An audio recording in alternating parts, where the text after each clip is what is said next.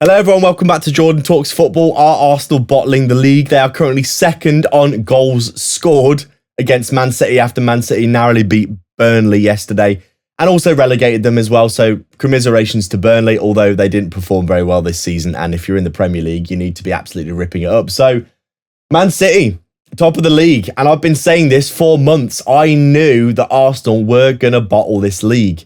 And so far, so good in terms of my prediction. It looks like Man City have caught them now. They're both on 70 points with 4 games to go now. Is it 4 games to go now? It's getting close, isn't it? It's getting tight. And I think it might be 5 games. Is it 5 games? Can't remember. But anyway, Arsenal, like I've been saying all season, I don't think you can win the league by playing such horrible negative football as Arsenal have been. The amount of games that they have scraped to win with a header from a corner where they're fouling the goalkeeper and God knows what else and getting away with it. There's been so many games this season where they've scraped to win. And I know people are going to say, well, Alex Ferguson won the league by like 10 times by having a great defence. And he says, you win leagues by defending, not by scoring. But Arsenal, their negative style of football has literally undone them this season. 70 points. They could have, they were 12 points ahead at one point. They were 9 points ahead just 2 weeks ago or something. They lost their last 2 games. Man City won their last 3. And then there you go. They're on the same points. But honestly, I really feel like this is Arsenal's fault. They've absolutely bottle jobbed this themselves. And they didn't have to. They did not have to play this way. They've got so many they've got loads of amazing players. They bought Eze. They bought Gyökeres. They've got Saka. They bought Madueke. They've already got Martinelli, Trossard. They got Havertz back now. They've got loads of great players. And then they're playing 4 centre-backs as their back 4. And they all just sit back and don't do anything. And we're all wondering why we've got Arsenal, scraping games 1-0. And now they're running out of steam. Like, when you go into, as my dad always says, when you go into football matches with a negative mindset, eventually you will come unstuck. And quite often, it's really difficult to change that once you begin doing it. And honestly, Arsenal have fucked this up for themselves. They really have. Because they've got so many great players and they don't have to play this way. They play this horrible, boring, slow, pragmatic, defensive style of football. And they could probably be scoring 5 goals a game if they actually, played some better, more interesting attacking football. And they just refuse to do it. They're just thinking, you know what, we're going to create this really super defensive, negative way of football, and we're going to try and win from corners and set pieces and throw-ins. And yeah, it has got them some success, but Man City, as we know, they just don't lose games in the last 10 games of the season. They always have a great end to the season, usually.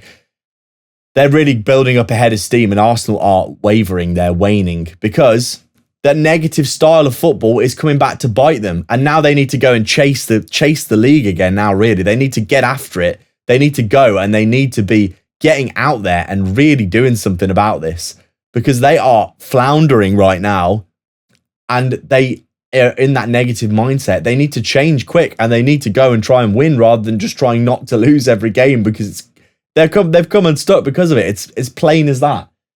Like I said, they've got so many great players. Do you think Eze went there? Do you think he went there to, be like a holding midfielder and pass the ball around at the back for the whole game and never really do anything and attack or contribute? Eze was a fantastic, almost like an inside 10 winger, left forward style player for Palace. He was fantastic for them. Palace were in a great attacking team. They were really, really good.